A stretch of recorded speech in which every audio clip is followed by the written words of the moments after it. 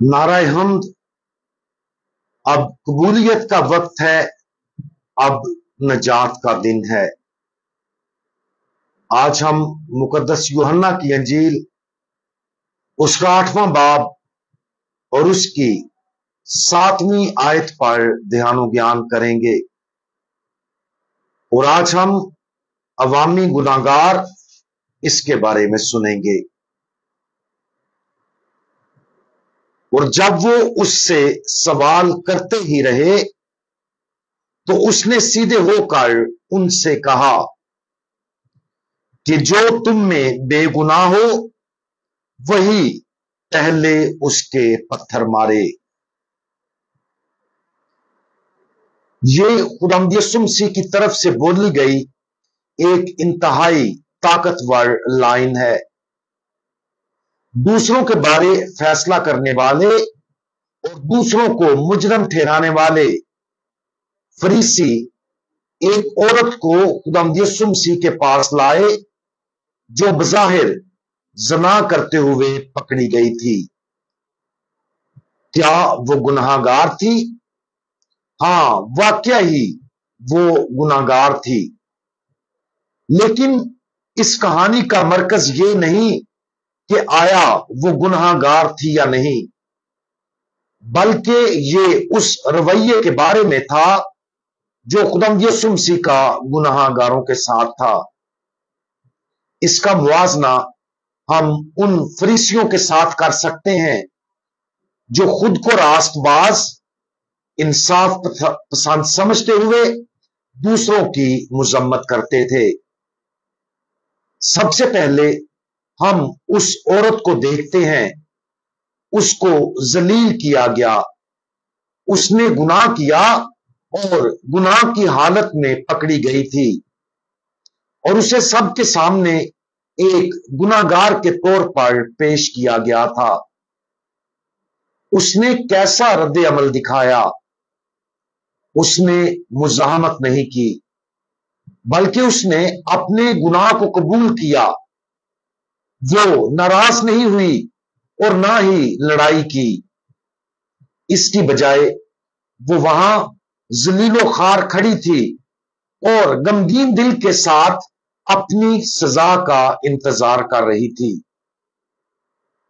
अगर कोई अपने गुनाहों पर जिल्लत और रुसवाई का एक ताकतवर तजर्बा करता है तो ऐसा तजर्बा हकीकी तौबा को सामने लाने की सलाहियत रखता है। जब हम किसी ऐसे शख्स से मिलते हैं जिसने वाज़े तौर पर गुनाह किया है और गुनाह करने की वजह से उसे जलील किया जाता है, तो हमें उसके साथ हमदर्दी से पेश आना चाहिए। क्यों? क्योंकि इंसान की इज्जत हमेशा उसके गुनाह पर गालिब रहती है। हर शख्स खुदा की शबीह और मुशाहबत पर बनाया गया है और हर शख्स हमारी शफकत का मुस्तहक है। अगर कोई जिद्दी है और अपने गुनाह को देखने से इनकार करता है, जैसा कि फरीसियों के मामले में, तो उनकी तौबा करने में मदद के लिए मुकद्दस मलामत का अमल जरूरी है। लेकिन जब किसी को अपने गुनाहों पर दुख होता है और उस मामले में जिल्लत का अजाफी तजर्बा करना पड़ता है, तो वो हमदर्दी के लिए तैयार होते हैं। जो तुम में बेगुनाह हो वही पहले उसके पत्थर मारे।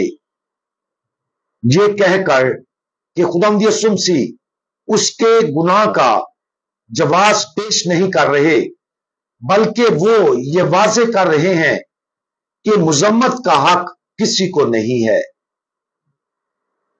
किसी को भी ये हक नहीं है। मजहबी रहनुमाओं को भी मुजम्मत करने का हक नहीं। आज हमारी दुनिया में बहुत से लोगों के लिए इस तालीम के मुताबिक जीना मुश्किल है।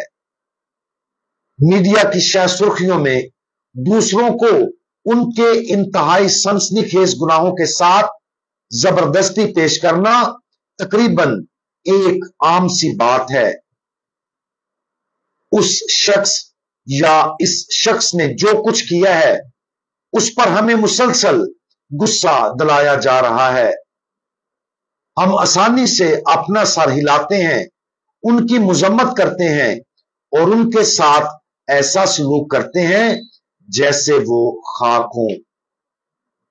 दरहकीकत ऐसा लगता है कि आज बहुत से लोग ये समझते हैं कि दूसरों के गुनाहों पर नजर रखना उनके बुनियादी फराइज में से एक फर्ज है। आज हम इस बात पर गौर करें कि हमारा रवैया फरीसियों की तरह है या फिर खुदावंद यीशु मसीह की तरह है। क्या हम वहां हजूम में खड़े ये चाहते थे कि उस जलील औरत को संसार किया जाए? जब हम दूसरों के गुनाहों के बारे में सुनते हैं तो क्या हम खुद को उनकी मजम्मत करते हुए पाते हैं, या क्या हम उम्मीद रखते हैं कि उन पर रहम किया जाएगा? खुदावंद यीशु मसीह के हमदर्दाना दिल की पैरवी करने की कोशिश करें, और जब हमारे फैसले का वक्त आएगा तो खुदावंद यीशु हमें भी हमदर्दी की कसरत दिखाएगा। हम दुआ मांगे। हमारे मेहरबान खुदावंद, आप हमारी गुनाह आलूदा जिंदगी की तरफ हमदर्दी से देखते हैं। आपकी मोहब्बत लामहदूद और हैरत अंगेज है। हम आपका शुक्रिया अदा करते हैं कि आपने हमें अपनी शफकत दिखाई है। हमें भी ये फजल अता फरमाएं कि हम भी दूसरों की तरफ हमदर्दी और शफकत से देखें। खुदावंद यीशु मसीह, हमारा भरोसा आप पर है। आमीन।